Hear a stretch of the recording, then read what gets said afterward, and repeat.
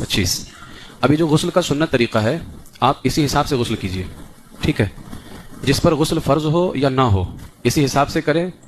جس کو پاکی حاصل کرنا ہے وہ پاک بھی ہو جائے گا، اور جو یوں ہی غسل کر رہا ہے وہ یوں ہی بھی ہو جائے گا. یعنی یہ جو غسل کا سنت طریقہ ہے یہ دونوں میں کام آتا ہے، ٹھیک ہے؟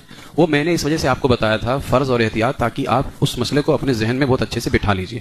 ورنہ غسل کا جو سنت طریقہ ہے آپ کو ہمیشہ اسی طرح سے غسل کرنا ہے. اس میں 16 پوائنٹس ہیں. پہلا پوائنٹ غسل کی نیت کرنا ہے. سب سے پہلے نیت کیا ہے؟ پاکی حاصل کرنے کے لیے غسل کرتا ہوں. اور بھی کوئی اچھی نیت کر لیں، اس لیے کہ مومن کی نیت اس کے عمل سے بہتر ہوتی ہے. اور اچھی نیت آپ کریں تو اگر عمل بعد میں کریں گے تو بعد میں تو 100 ملے گا ہی، اچھی نیت پر بھی اللہ صاحب عطا فرماتا. آپ نیت کر لیں کہ میں غسل اس لیے کر رہا ہوں تاکہ میں نماز پڑھوں گا. نیت کر لیں کہ میں قرآن پاک کی تلاوت کروں گا.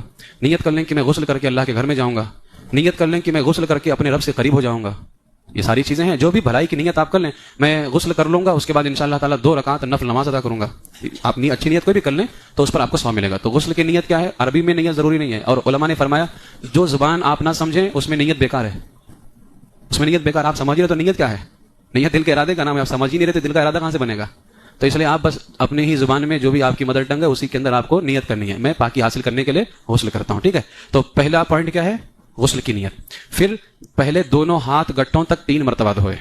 اب اسی طرح سے کرنا، یہ ترتیب ہے. اس لیے میں نے ہر ایک میں بہاری شریعت میں جس طرح سے حضرت نے بیان کیا اسی طرح سے فقیر نے یہاں پر لکھا ہے اس کو. تو دوسرا پوائنٹ ہے پہلے دونوں ہاتھ گٹھوں تک. میں نے سب بتا دیا تھا، زیادہ اس میں صرف اشارہ کر دیتا ہوں. گٹھوں تک 3 مرتبہ دھوئے. نمبر 3، پھر استنجے کی جگہ دھوئے.